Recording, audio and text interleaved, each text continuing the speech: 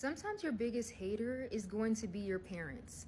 Sometimes your parents, they don't want to see you succeed in your own lane. They only want you to succeed with the vision that they had of you when you were born. So they imagined how you would be, they imagined what you would be doing. So this idea is ingrained in their fucking minds, and they will refuse to let it go, to let you be your own person. And this is what makes them a hater. Every single time you try to carve out your own lane, your parents are going to be the ones shitting on you. They're going to be the ones to tell you to give up. They're going to be the ones to tell you that it's not worth it. And sometimes it's the closest people to you are the ones that are the biggest haters. If you want support from someone, a stranger from across the world is willing to give you that support more than someone that you know. Sometimes our family member is our biggest op. Like, they're haters sometimes, especially when you try to carve out your own lane. And it's like a lane that no one else has done. And it's the first time in the family someone's doing something like this. That's when you're going to have the most amount of hate. What you say for people who have unsupportive parents? Respectfully not listen to them. Really? Yeah. Parents love their children. Yeah. And a lot of parents treat their kids like products and also feel like their kids are a huge reflection on them, which is where it breaks down. But ultimately, from what I've observed, I believe that most parents are unbelievably proud of a child when they are successful in not listening to their parents. Don't be afraid to disappoint people. Honestly, being a disappointment has been one of the greatest blessings of my life. I dropped out of college and now I have a 6-figure online business. And at the time, before when I dropped out, it was a huge disappointment to a lot of different people. But I knew that that was not the path that I was supposed to walk. And I knew that I'd rather be a disappointment to other people than be a disappointment to myself. And so your desires and your truths are not meant for other people. The divine has placed a gift within you and has given it to you, not other people. So it's not their job to understand, and it's not your job to explain to them and try to convince them that this is the right thing. This is for you and for you only to walk through. And so don't try to control people's perception of you. They are allowed to perceive you and other people and things however way they want. Just remember that you are here for a reason.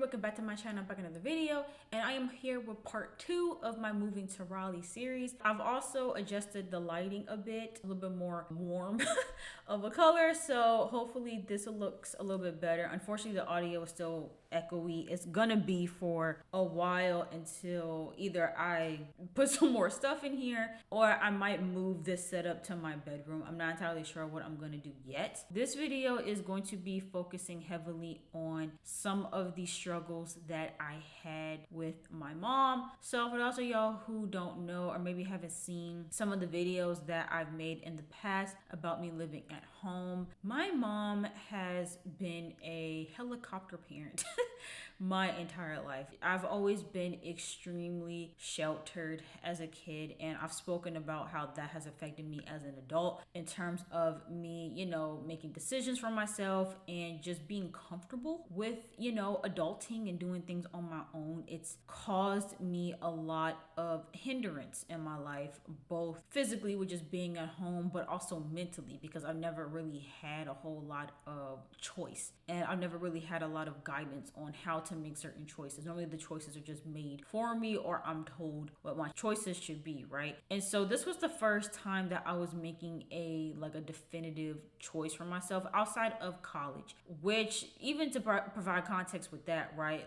I also had not as many issues in comparison to this, but my mom also wasn't happy about me choosing to go to George Mason for college. So George Mason is 2.5 hours from my home, and although it's still in the same state, it's 2.5 hours, right? And had my mom had things go her way, she would have preferred that I went to a community college close to home and kind of learn how to be an adult closer to home, basically. But George Mason was a very important decision for me. Now, looking back am I necessarily happy that I chose George Mason? That's up for debate, as with many people who go to George Mason. I feel like a lot of people go to George Mason with certain expectations and then they come out of it never wanting to go back.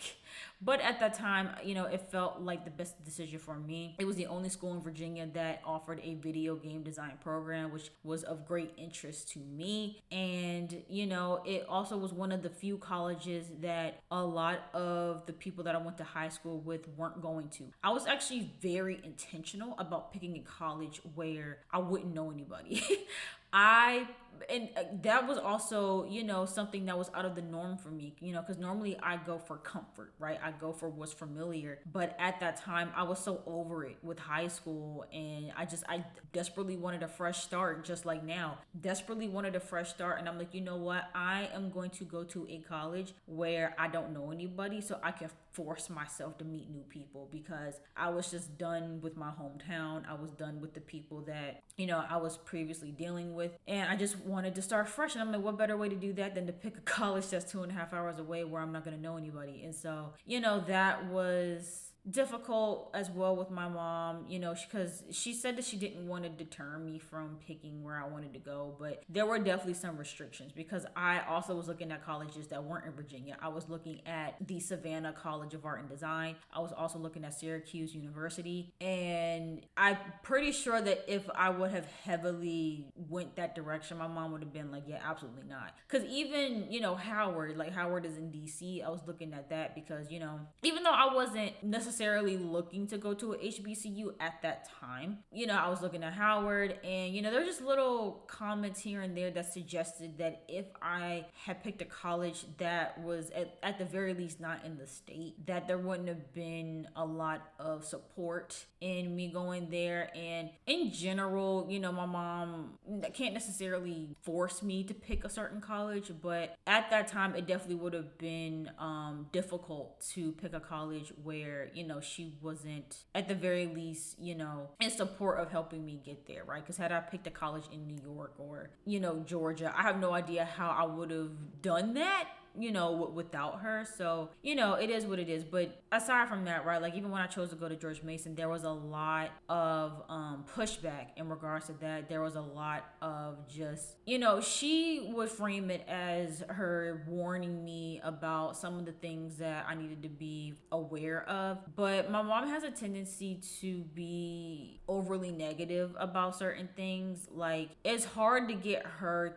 to say positive things about stuff. Like, I feel like my mom is the type of person where like she's always looking for the negative. She's always looking for what could go wrong. And yes, should you do that to a certain extent in terms of like being prepared, right? Like, I think that yes, like you should be aware of the things that aren't so glamorous and the things that could go wrong, and just some of the issues that may arise. Like, she kept bringing up how trafficking is heavy in Nova in DC, which I knew. Well, I know now. And saying like, oh, like people, they do drugs and people will drug your drink at parties. Like, it was just a bunch of that, but like nothing positive.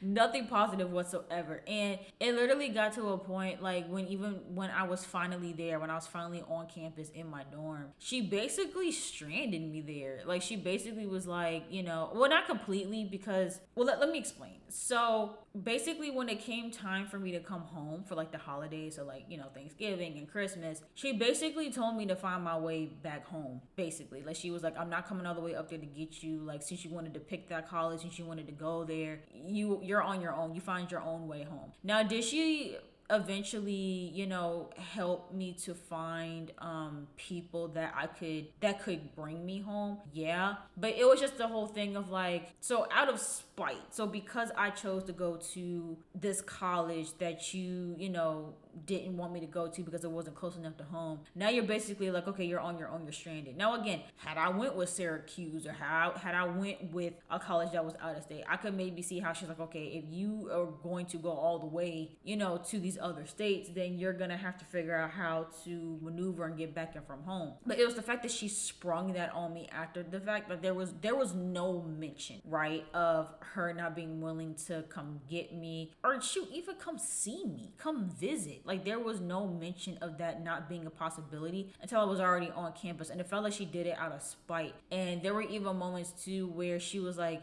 hesitant to give me money, and I am not somebody that looks for favors from people. I actually get really uncomfortable asking people for favors. I never ask people for money. I've quite literally have never asked anyone for money, including my mother, right? But I assume with just kind of how she's always taken care of me, that when I got to college, that if I really was in need, that she would help. But I remember there was something that she said that made it seem as though I couldn't rely on her financially. So then I just I had stopped asking, and I literally got to a point, I think it was spring semester freshman year, where I had like $20 in my bank account, if that, and I was hungry. And at George Mason, you have these things called bonus bucks that can be used on campus at like different food spots, and like I had run out of bonus bucks. I was out of money.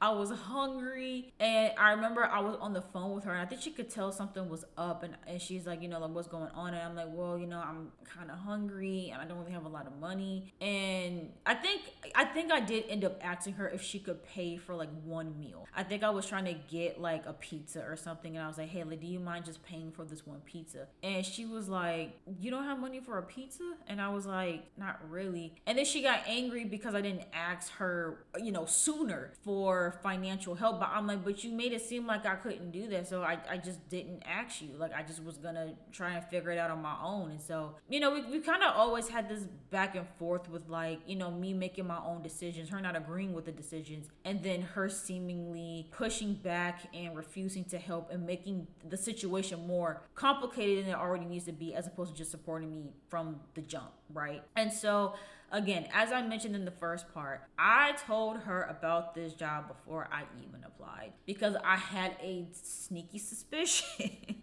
that there might be some issues with me trying to do this. And I wanted to gauge how she felt, not in the sense of like, because I know people are going to say like, oh, you were going to let your mom be the reason why you don't pursue this amazing job opportunity. It's not that. I just wanted to gauge how much support and how much pushback I was going to have to deal with. Like, I just like to mentally prepare myself for whatever the situation is. Like, I'm someone where it's like, okay, just give it to me straight. Just tell me what it is, and, I'll figure it out. But I don't like to be surprised with certain things, especially stuff that could cause a hindrance to what it is that I'm trying to do. And so, again, it seemed like she was on board with everything. And as I'm going through the interview process and everything is going well, she's getting more and more angry. And this was really hurtful for me, because it's like she knows I've been struggling to find a full-time job. She knows how badly I've been wanting to have a full-time salaried role, how badly I've wanted to move out.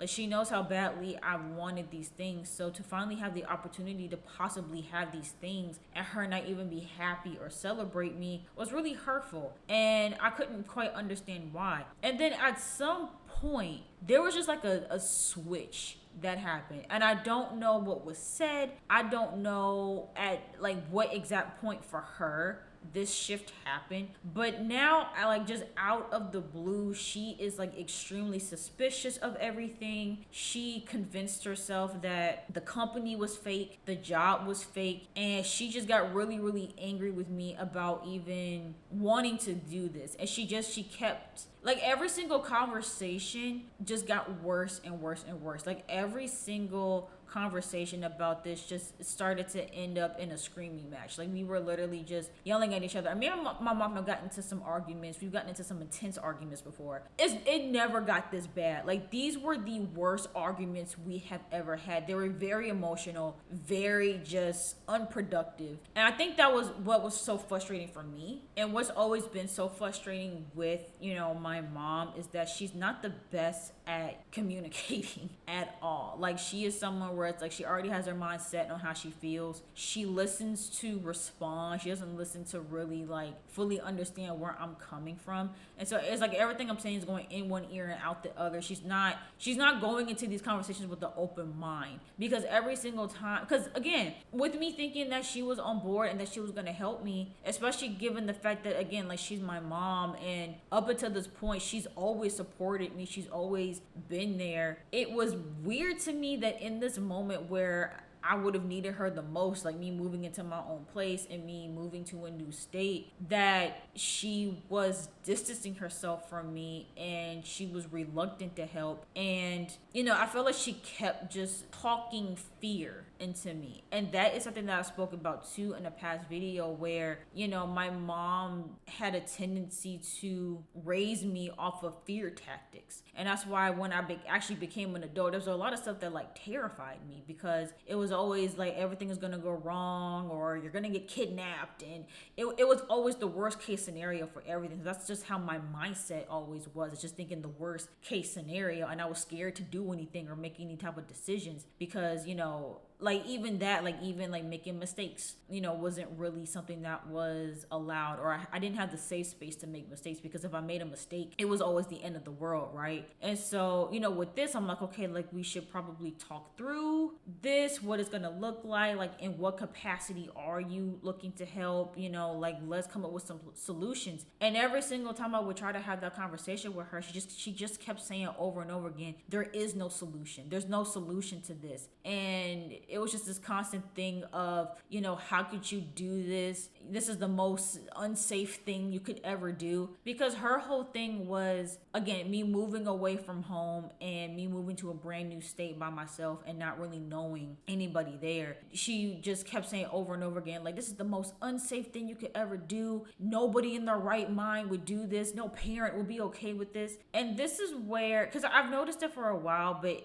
within this situation, it was even more apparent how close-minded my mom has been and how much of a bubble she's been in. For her to think that it is the craziest thing ever for someone to move to another state on their own for a new job opportunity, things like that happen every single day. That's not unheard of. But she just couldn't fathom it. She's like the thought of someone moving to a new state with like no friends, no family there, she quite literally couldn't wrap her mind around it, so much so that she made me feel like I was crazy for doing it. But I knew that I wasn't.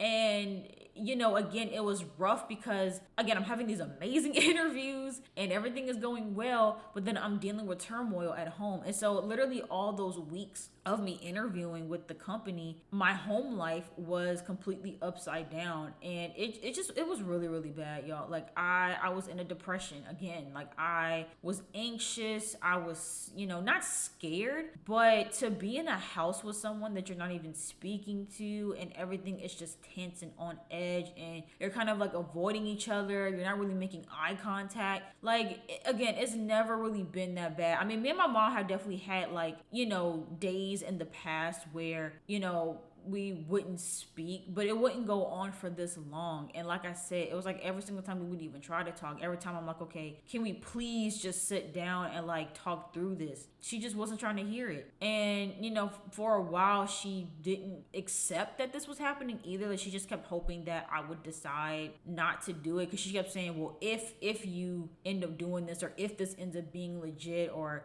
if you really decide to do this. And I'm like, no, if I get the job, I'm going for it. Like, and I made that clear from the beginning that if I get this opportunity, I'm taking it. But she just kept, I don't know why. I don't know. And I get it. Like, not everyone understands like social media stuff. And that's also partly, you know, why it was hard for me to explain to her, you know, what the nature of the job is, because my mom doesn't watch YouTube. She doesn't watch YouTube. She's not on social media at all. There's a lot of this stuff that's like foreign to her. Like, if I were to ask her what a content creator is, she doesn't have a clue what that even means. And so even in the midst of me trying to explain to her what I would be doing, she's not getting it. So to her, she's just like, yeah, this doesn't even sound legit. Like, why would there be a company for this? Why do you need to go into the office for something like this? Like, she's literally not getting it. I think what was really hurtful for me in that moment, right, is her inability to trust me and to believe in me. It dawned on me that she did not believe in me, because she also kept saying too that like, oh, I don't think you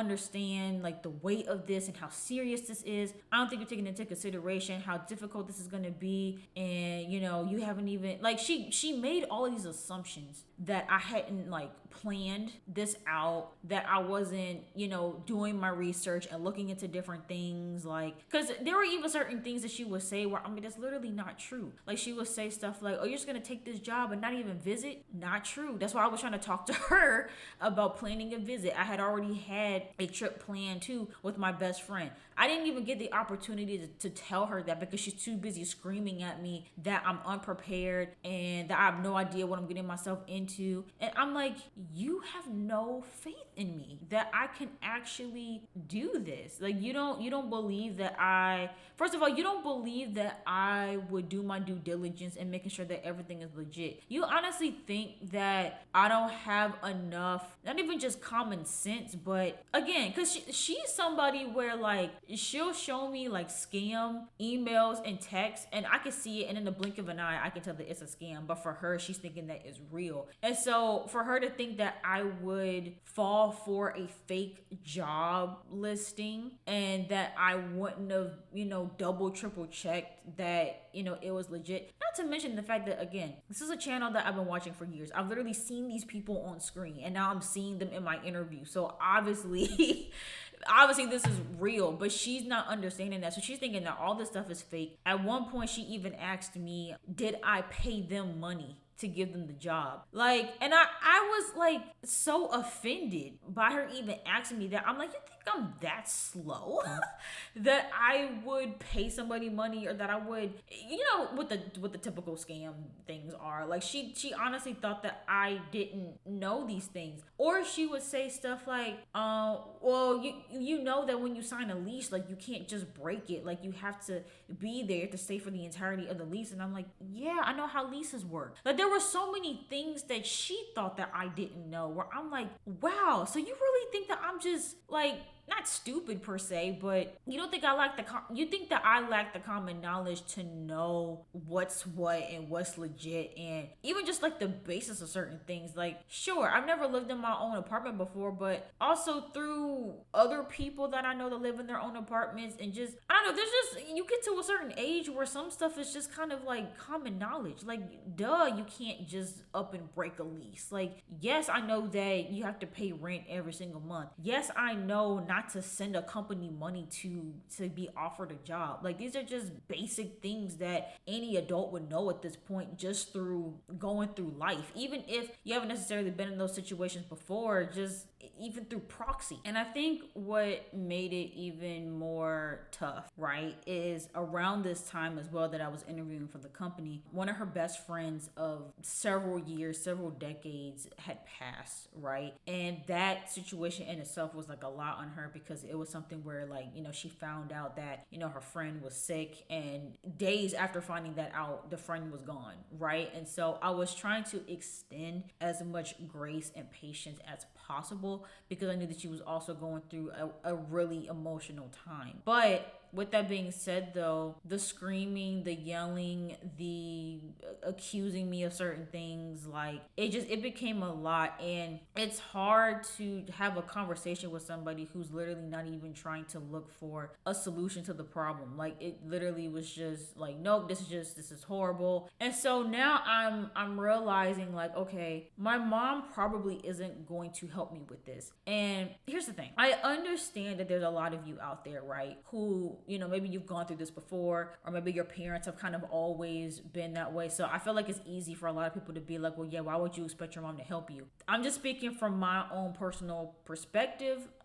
You know, the same way that I give grace to people in the situations, even if it's something that I've never been through myself, you know, I would like the same in return from other people, in the sense of, like, you know, the people saying, like, you know, oh, well, why would you expect your mom to help you? You're a grown adult. Again, this is abnormal for the type of relationship that me and my mom have. She, from a child all the way through my adulthood, she's always been there. Even if she didn't quite agree with the decision that I made, similar to George Mason, she still helped me with buying my dorm stuff. Like, she still helped out. And again, this is just me. If, my only child, my only daughter was moving out on her own to a new state, even if I wasn't in agreement with that decision, I would be doing everything in my power to make sure that she is set up in the best way possible. Not completely distancing myself, not speaking, and literally ruining a relationship with my child right before she has to go out into the world completely on her own. Like, that was what I couldn't wrap my head around. Yes, I understand plenty of people go through it every single day, and for some of y'all, this is,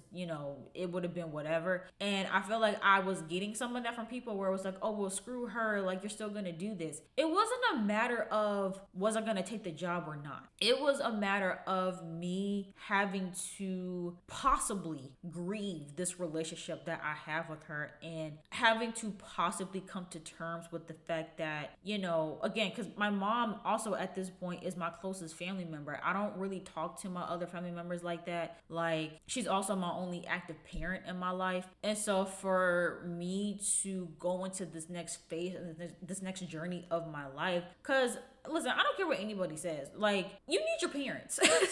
Like, you need your parents. And I understand that everybody is not in a situation where they can have that. And I also recognize that. So I'm not saying that to say that everybody is able to have that. Like, I recognize that not everybody is able to have that. But in the event that you are able to have that, I feel like it's important, right? It's important to have. And so for me, I'm like, well, dang, I don't want this moment that's supposed to be happy and joyous and amazing. I don't want this to come at the sacrifice of a relationship with my mother. And thinking about going through life and entering this next phase without her, without being able to call her, without being able to lean on her, it was a lie. It was a lie. And it was really heavy, and I didn't know how to deal with it. And now, I was heartbroken. And, I've always said that, like, I don't think anybody could hurt me and cause me more heartbreak than my ex did. And my mom ended up doing that. Like, the heartbreak that I experienced from her was way worse, and I had no idea how I was gonna cope with that. I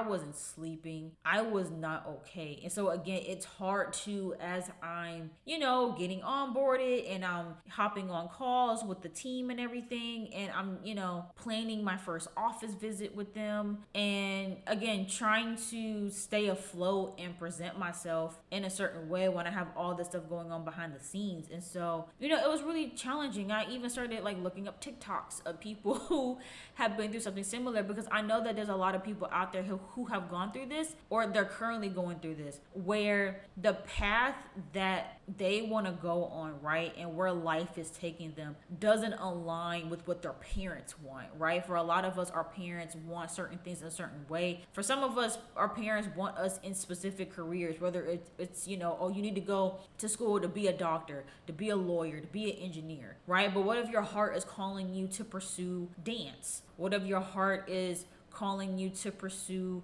a culinary degree, right? And your parents aren't aligned with that. For some of us, it causes so much tension. And again, when you have that really close relationship with your parents, and not to mention when you're living with them, it's easier said than done to be like, oh, well, forget what they think. Who cares what your parents think? Just do you and figure it out. It is quite, like, you don't know unless you're in it. You don't know unless, like, you are someone that, again, not only is close with your parents and has that bond with them, but you do genuinely value them and their opinion and having them in your life. And it's like, you don't want what they want for you to hinder you and to make you unhappy, because at the end of the day, like, you do have to live your life for you. And that's what I kept telling myself through all this. I'm like, I've been living my life for other people for so long. I've been doing what other people want me to do. I've been trying to change my personality and trying to be what other people want me to be. And I'm at a point in my life where where I don't have that in me anymore. I don't have the in me to change myself and try to be what other people want me to be. I have to live my life for me. I have to make my own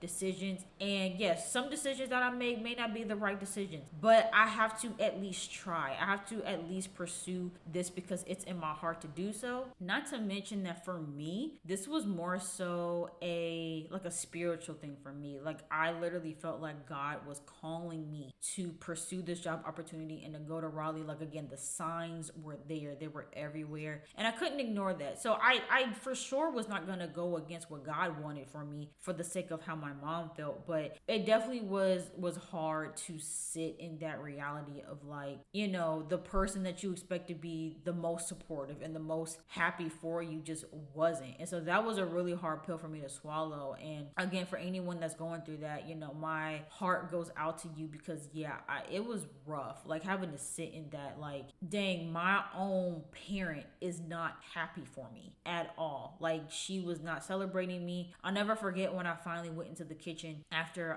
not right after my last interview, but I was like just getting off the phone with a friend, but it was the day that I basically got told, like, hey, like, you have the job. And I remember going into the kitchen and being like, you know, hey, like, I got the job. And my mom literally was just like, oh, okay, that's cool. I don't really want to deal with this right now, but congrats though. And then she walked off. And I was just heartbroken. I was so heartbroken. There were a few of those moments where, you know, I was telling her, you know, like, basically trying to convince her that, like, hey, like, this is all legit, this is a good thing. And I just kept getting these very lackluster responses of, like, you know, oh, like, I hope you know what you're doing, or I hope this is all legit like you say it is. And, you know, like, it got really toxic really fast. You know, it was hard because, you know, I couldn't celebrate. I couldn't properly celebrate. That's why I'm making these videos now, so I can have a proper celebration about, you know, me landing the job and me getting my own place. Because yeah, it's hard when you don't get that celebration from the people that, you know, you care most about and, you know, that you're closest to, right? You know, because it's not to say that there weren't other people in my life that were happy for me. Absolutely. You know, the people that I have around me, they were very, very happy for me, and everybody was, you know, really rooting for me and, you know, getting all of this stuff. But it's like, bro, but this is my mom. Like, I can't shake that. And, you know, and I kept trying to tell myself, like, oh, I shouldn't allow, you know, someone to ruin my joy, right? But it's her, it's my mom. Like, of course that's going to affect me very heavily. And so that was something that I didn't know how I was going to get through that. I'm gonna be honest with you. I didn't know how I was gonna be able to figure all this out, because now I was in a mode of, like, okay, it's looking like me and my mom are not gonna be on speaking terms because of this. It looks like we're not gonna be, you know, on good terms. So I'm gonna have to figure this all out on my own. And that was very overwhelming. And again, of course, I have people say, like, oh, maybe this is a good thing that you're figuring out everything on your own, because you're going to have to do that at some point anyway, so you might as well do that now. But it's like, but given the circumstances, it's just, you know, really unfortunate. And again, moving out on my own to a brand new state, that in itself at a base is extremely stressful. But then to do that without the help of a parent, not to mention as well, like, just having the realization, right, because of me being sheltered, because of me being restricted, because of the way that I was raised, I felt like I wasn't as equipped as I could have been to deal with something like this on my own, right? And so it's like, I almost felt betrayed, because I'm like, so you sat up here and basically handheld and handicapped me my entire life, and then the moment that I need you abandoned me. Like, that's what it felt like. I felt like she had abandoned me. I felt like she had decided to, you know, distance herself from me the moment I decided to, you know, again, make my own decision for myself. The minute I went against, you know, what she would have wanted, that's when she was like, okay, well, I guess you're on your own. And I'm like, really? Because even to the whole thing of, like, her feeling like I wasn't prepared to do something like this, and that I needed to be close to home, and you're not ready. It's okay, even if that's true, right? Even if it's true that I'm not ready to do this, that's not my fault.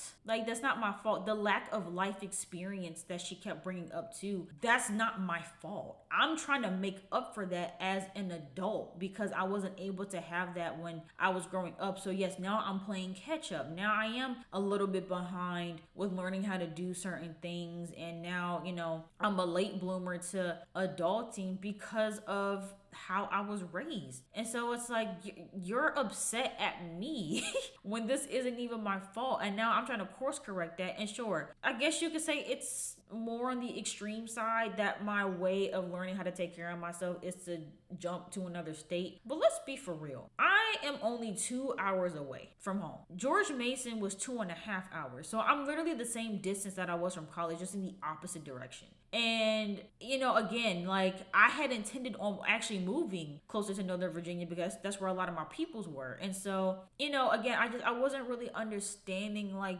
oh my God, like I get it. It's another state, but distance wise, I'm not that far. I can get to and from home in a day. Like it's literally not even that bad, but she just was so convinced that I was doomed and this was the worst decision ever. And again, it's just like there's just certain things, right, where it's like, okay, I can't really fix your mindset when it comes to certain things, because I used to be like her in the sense of like I would always think the worst case scenario. I would always be way too afraid to do anything outside of my comfort zone. I always stayed in what was comfortable. But I realized, especially this year, that me staying in what's comfortable is what's been holding me back. It's why I've been so unhappy. And that's the other thing too. It's like I've been so unhappy. I have not been happy in so long. Like, especially being at home. Like, I'm not happy there. And so here I am finally being able to do something for me that's going to make me happy, that's going to, get me the things that I've been praying for. And you're not even happy for me. You would rather me stay at home and be miserable as long as I'm comfortable, and in her mind, as long as I'm safe. Right? Because she also, again, was thinking worst case scenario, like, oh my God, you're going to move out there and you're going to get kidnapped and all these bad things are going to happen to you. And I'm just like, I think that was what was frustrating as well, right? Is she wasn't even entertaining the idea that things could go well. Like, she just kept saying, again, all the worst case scenarios, like, oh, this job could be terrible. Your coworkers could treat you like trash.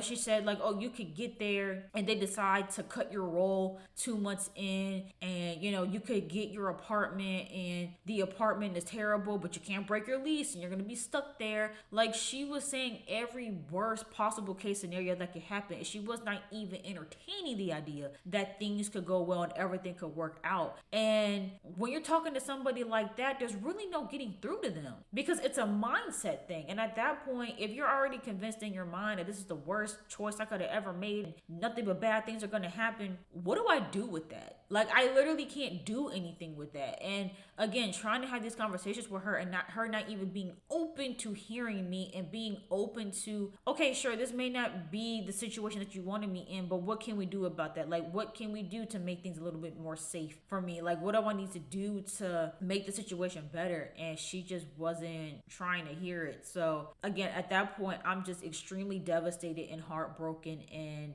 at this point, like, we are not speaking at this point in the story, right? And so I'm like, okay, I gotta find some people to help me out. So I'll just talk to my best friend, talk to some of my line sisters, seeing who can show up. And I had a few people who did volunteer to help me with moving and everything. So I'm like, okay, like, I have a few people that are willing to help. I'm gonna start searching up like maybe moving companies, and basically I'm just in full-fledged like planning mode, right? Because again, I can't rely on her. And that's the other thing too that was so odd for me, because it's like she kept saying like, oh, well, I can't help you because I've never moved into an apartment before. But there are certain things that you could like help with, not to mention that if you really wanted to, the same way I'm sitting here Googling and searching up YouTube videos and talking to other people who have moved into their own spot, if you really wanted to figure out what this process looks like and how we're able to make this happen, I feel like she could have. But again, it was a lot of just, well, I don't know what to do, I don't know how to help you, you just on your own. And it's just, I don't know, man, that whole like not wanting to help me because I'm not doing things in the way that you want me to do it was just, again, extremely hurtful. And I just didn't really know how to cope with that. And so again, it's like I quite literally just landed this job at my dream company, and for at least a week, 2 weeks, for at least 2 weeks, I couldn't celebrate. I couldn't be in the moment. I couldn't be happy about it. All of my emotions at that time were just very, very low. Just, again, very anxious, very depressed, very just all over the place. I woke up with dread. I went to bed, again, extremely anxious. Like, I could not. It was a lie. It was a lie. So now at this point, right, I'm like, okay, let me go ahead and plan a trip with my best friend. And this will be the trip where, you know, I start to explore apartments and everything. I'm getting everything situated. This is around the time, like, right before Thanksgiving, where I had officially gotten, like, the yes, like, we're offering you the position. And so now I'm kind of starting to get things, you know, into place. How about, I want to say it was like that Monday before Thanksgiving, or it might have been the Monday after Thanksgiving, where out the blue, my mom was like, hey, oh, wait, actually, no, before that, I'm jumping ahead. So again, my mom is requesting all of this information about the company. She's like, where's the office located? And, you know, who is, you know, the company? Like, what's the company's name? And she just wants to know everything about them, right? And again, this is a conversation that I had been trying to have before, but she was too busy yelling at me and telling me, oh my God, this is a horrible decision and a horrible choice, that I wasn't even able to tell her this stuff, right? And so I said, okay, because here's the thing too, like, I wanted to be able to present all the information to her in one go instead of trying to like halfway, you know, answer her. And so that's why I'm like, can we please just like sit down and have a conversation so I can like present the information to you and tell you what's going on and what's happening. And so finally she because I think it was when she came home from work one day, and this is actually what happened. So the day that I got the official like offer email, when I told her that, okay, like, it's like they offered me the job officially, she's like, okay, so are you gonna tell me about this job or what? And she just had an attitude. So I'm like, okay. So I go on my computer, and because I already had it in my mind how I was gonna present everything to her to, again, reassure her that everything was legit. So I pull up all their YouTube channels. I pull up, you know, who MatPat was. I put up like an article that, you know, was written about him. I pulled up their LinkedIn. I pulled up everything that I could pull up about them, because she also, I guess, was confused about what I would be doing in the role as well, which, again, if you don't really know social media and you don't know YouTube, everything I'm saying is gonna go in one ear and out the other anyway. So she was also under the impression that I didn't really know what I was doing and what my job would entail. And I'm like, oh my God. So I pull up the job listing. I pull up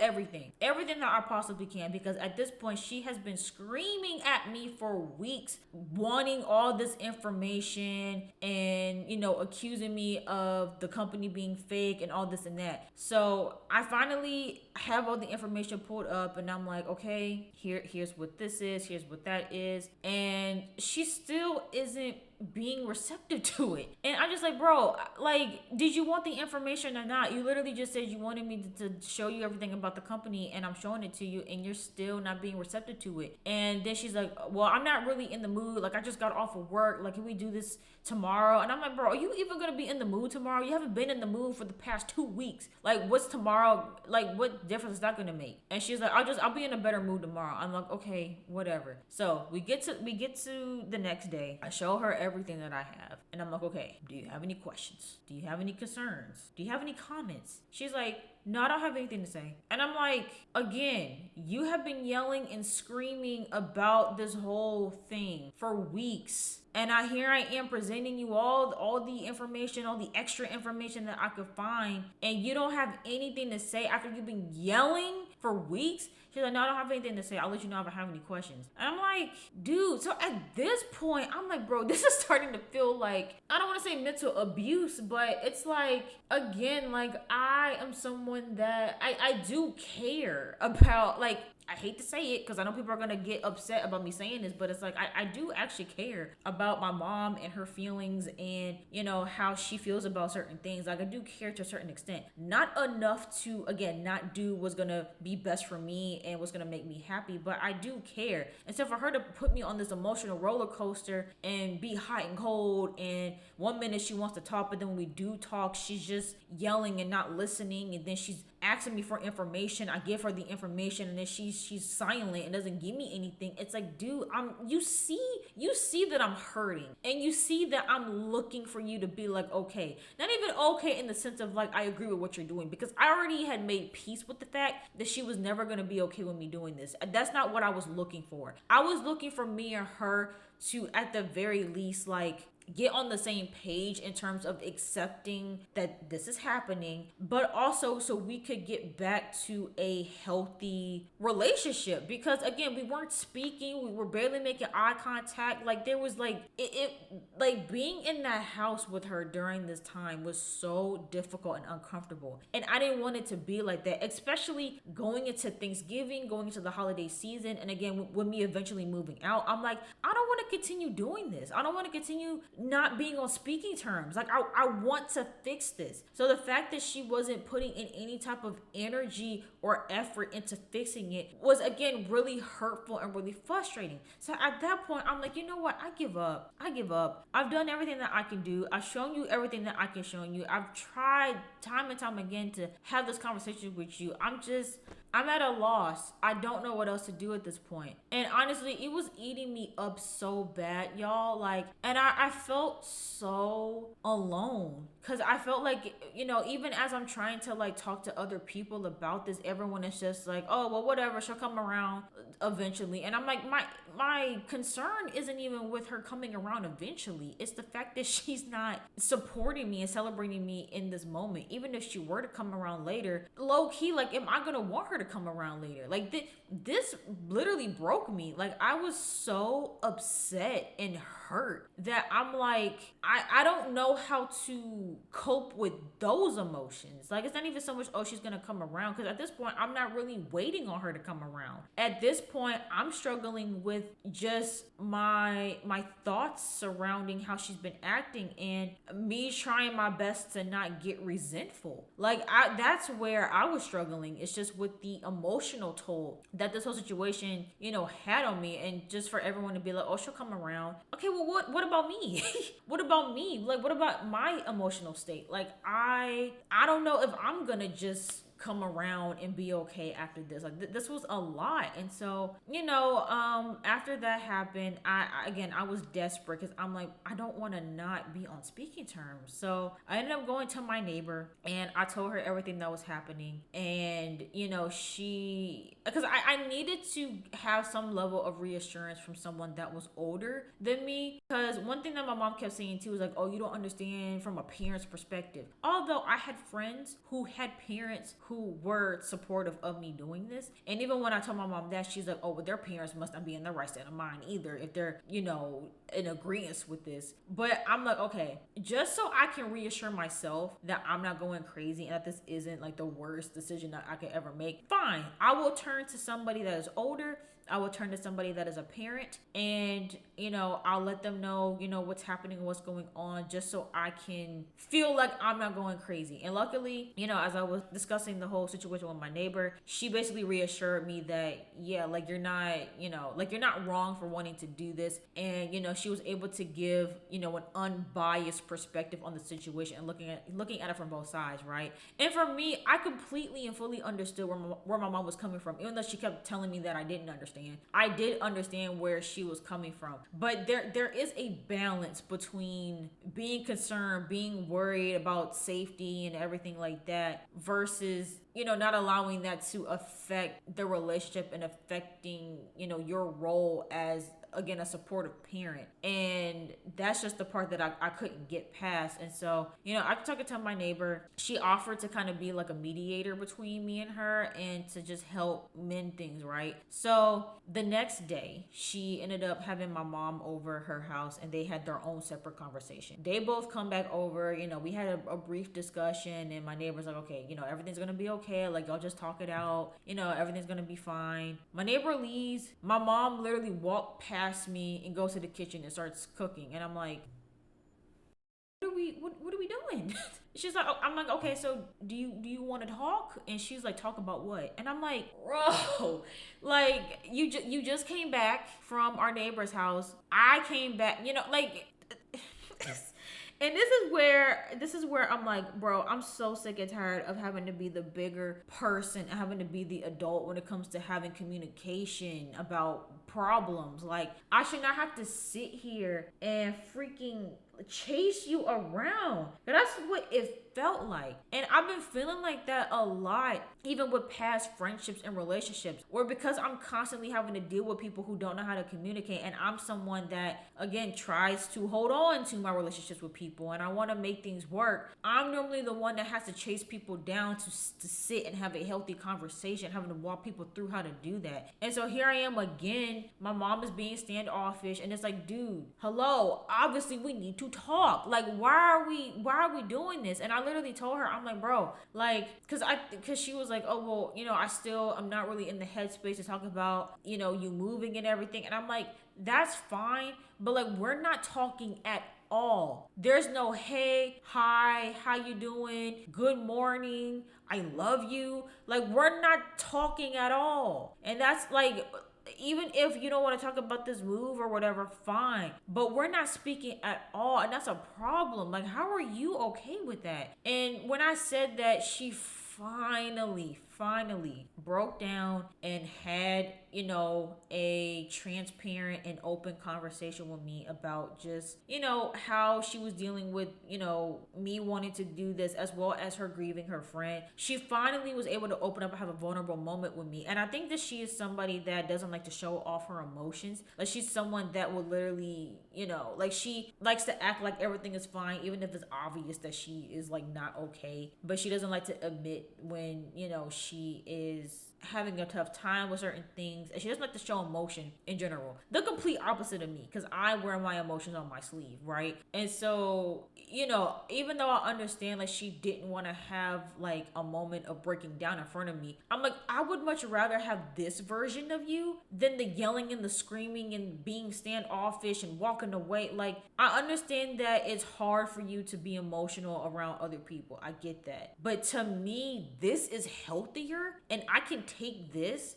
than all the other stuff that you were doing before. And so we finally sat down to have a conversation, finally got back on the same page, right? And so now, you know, fast forward, you know, we get through Thanksgiving, and I'm like, thank God we were able to work things out. And then how about on a random Monday morning, my mom's like, hey, do you want to go see where this place is at? And I'm like, what are you talking about? And she's like, the office. And I'm like, you want to go to the office right now? Now, again, mind you, let's circle back. Because my mom was so just all over the place with this whole entire situation, right? I hated even doing this, because I mean, this just I asked the HR manager, could I bring my mom with me when I go to visit the office? I honestly didn't even want to ask, because I just felt like there was a boundary being crossed where it's like, I don't want to bring my mom to my workplace. And again, it's like, I'm trying to accommodate for her and things to kind of, you know, make her feel more comfortable. But seeing how standoffish she had been up until this point, I'm like, would it even be worth it? Like, I don't want her to show up and start acting crazy or asking a bunch of unnecessary questions. Like, you know, I don't want to come across as unprofessional, like I can't handle this because, you know, my mom, like, I didn't even want to bring her there, but I was willing to do it for the sake of our relationship. And so I kept telling her, I'm like, hey,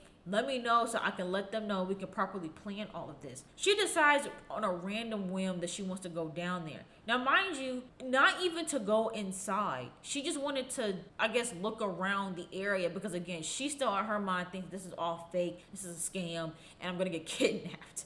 And so she wanted to, I guess, see the area that the office was in to make herself feel better. So literally on a random Monday, we head down there at 8 o'clock in the morning, head down on a 2-hour-long road trip down to Raleigh just to look at where the office was and then head back home immediately after. We were literally in the car for hours and never even got out. I'm like, do you at least want to get something to eat, check out the area? And she's like, no, like, cause it was already a lot trying to come down here and I don't want to get lost trying to go somewhere else. We're just going to go back home. And I'm like, okay. But I say all that to say, it seemed like when she went down there and saw the area for herself, she started to calm down and come back around. But again, I'm still on the energy of, I don't know in what capacity she's about to help. So I'm just going to operate and move as if she is not helping, which that also was really hard for me to accept because I'm just like, you know, like I kept imagining like, okay, so the day that I move out, she's just gonna be there awkwardly, not helping, and just, you know what I'm saying? Like, it's just, it just was all like kind of weird. But, you know, it seemed like she was a little bit more open to having conversations and, you know, like she's doing her own stuff on the side to try and like, cause her whole thing too, again, was me not knowing anyone down there other than, you know, my coworkers. And so, you know, she was trying to figure out who lived down here, who she could connect to. She was doing all her own stuff, right? And then that led into the weekend that I had planned with my friend to tour apartments. And she was like, oh, I didn't even know you had a trip planned. I'm like, yeah, I was trying to tell you weeks ago, but you were too busy yelling and not listening. But yeah, like, you know, I'm gonna jump over some parts of the story because again, the last part is the apartment hunting chronicles that, like, oh my god, that so many things happened, like including like me being discriminated against. Like it was a lot. But I'll say all that to say, fast forward to today, you know, my mom literally at the last minute ended up coming around. She drove me down here to get my keys. She has helped me to, you know, get settled and get started in my place. She ended up helping way more than I expected her to because of how she was acting when I first got the job. So we literally went from not speaking to each other, not being on good terms, us just yelling and fighting, to her literally buying me my mattress, buying me my air fryer. She again helped me. Oh, that was the other thing too, because even though she started to come around, like the week before, like even when I got my keys and she drove me down here, she took pictures of me, like the picture that I was holding up my keys, she took that photo. Even after all of that, when I was asking her about like, okay, so how are we gonna go about moving my stuff in? Are we gonna make multiple trips down? Are we gonna get a U-Haul? Are we gonna get movers? She literally looked at me like, oh, I didn't know I was helping you move in. What do you mean you didn't know you were helping me move? Like, and again, this is one of those moments where I'm like, hello, why would you not be helping me move in? Why would you not be helping your daughter move into her first apartment? Like, hello. So now I'm like, okay, back to square one. I'm back to trying to figure things out on my own because I don't know what she gonna do, because she didn't even confirm that she was gonna help me move in until literally like the week before, but like the end of that week, of the week before. It was, the back and forth with my mom too was just exhausting. It's like one day it seemed like she was on board and the next minute she was like, figure it out yourself, and I just was over it. And I think if there's one thing that the situation taught me was from this point on, and again, I know I should have been doing this beforehand, but again, there's a lot of stuff that I don't have a lot of experience with it, so I have been leaning on other people for support. But I hate relying on other people. Like, I am now officially at that point where I don't want to rely on nobody for nothing. Like, I'm done. I'm over it, because I get tired of the back and forth. And, you know, even though there are some people that have been very reliable, you know, again, shout out to my best friend Ayana, shout out to my lion line sisters. One of my line sisters literally helped me move in like the day of, like she literally came all the way down, helped me move in and get settled. So there's definitely people that I can rely on, but I'm gonna do my best to not do that too much. Like I want to get to a point where I can just figure things out on my own, and if it's an absolute emergency, I will seek out help. But yeah, just again with the ups and downs with my mom, her wanting to help one day and then not help the next, and then I had a bunch of other people who offered to help me move, and then they all of a sudden like weren't available. Like there was one person that had offered to help me move, and then when I asked her what her availability was, she was like, oh, the whole month of December I'm not available. Then why would you even offer? Then why would you even offer? So but yeah, again, you know, my mom has helped me, you know, to furnish, not really furnish, but you know, get certain things that were a little bit more on the expensive side. She also bought a bunch of groceries for me when I first moved in. So again, these were the things that I had always expected her to do, because that's just how she's always been. She's always been someone that has helped me out and me getting, you know, started and me getting settled. But because of everything that had happened, I'm like, okay, well, maybe it's not going to end up that way. And, you know, to the people who were like, oh, well, see, she did eventually come around. Yes. Again, at the last minute, like literally the weekend, she's like, okay, like, what do you need? What do you need me to buy? And although I'm grateful for the help, and I'm grateful that me and her are back on good terms, I literally have FaceTimed her every single day since I've been here. So I'm grateful that we were able to get back better.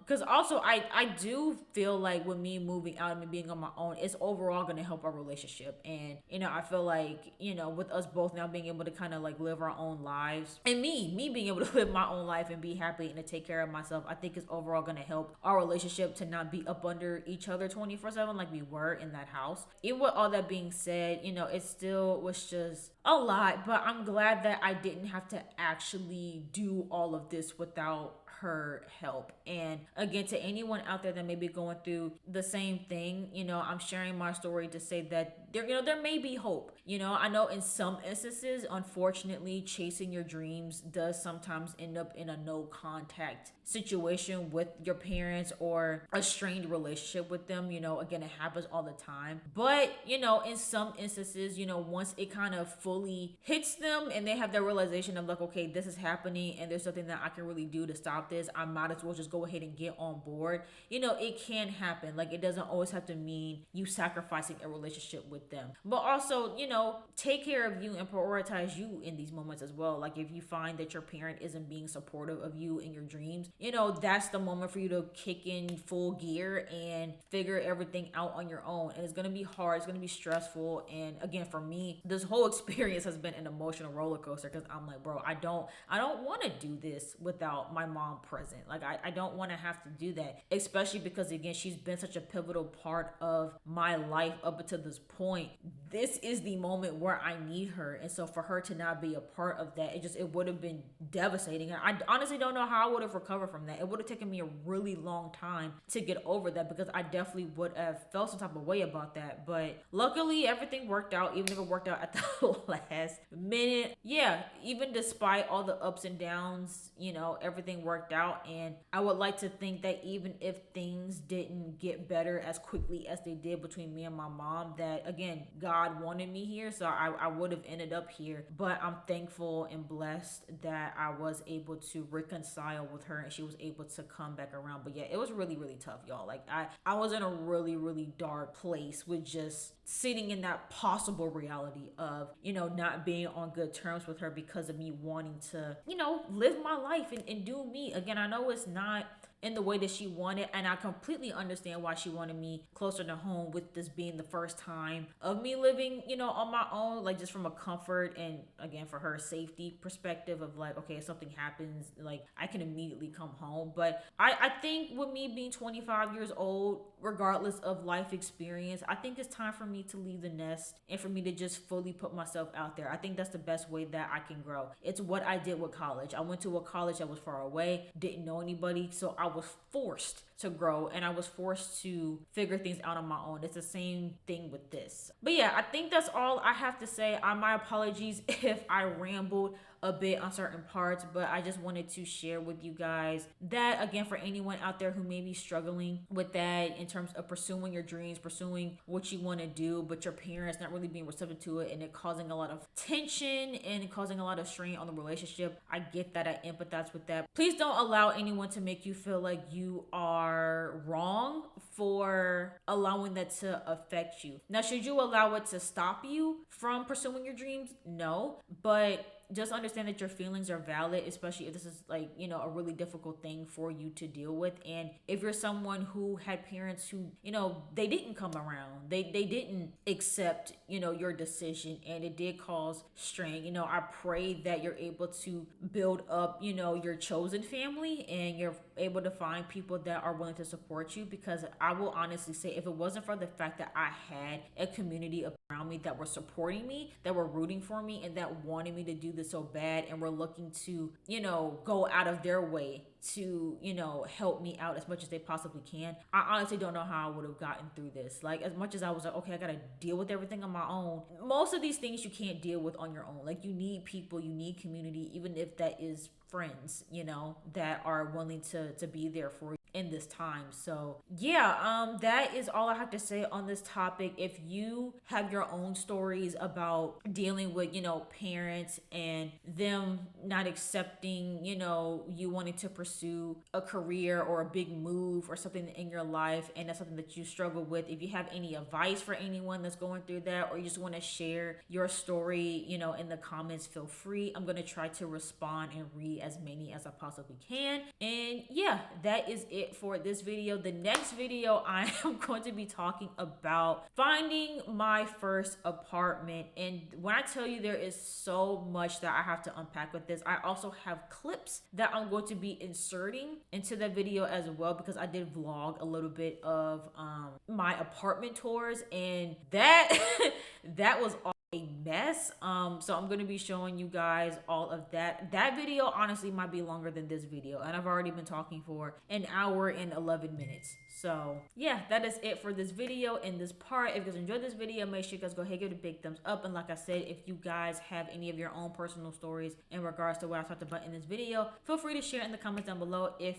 you are comfortable doing so. And don't forget to hit that subscribe button and turn on your post notifications to stay tuned for the final part of this whole entire journey of me moving to Raleigh. And yeah, I will see you guys in the next video.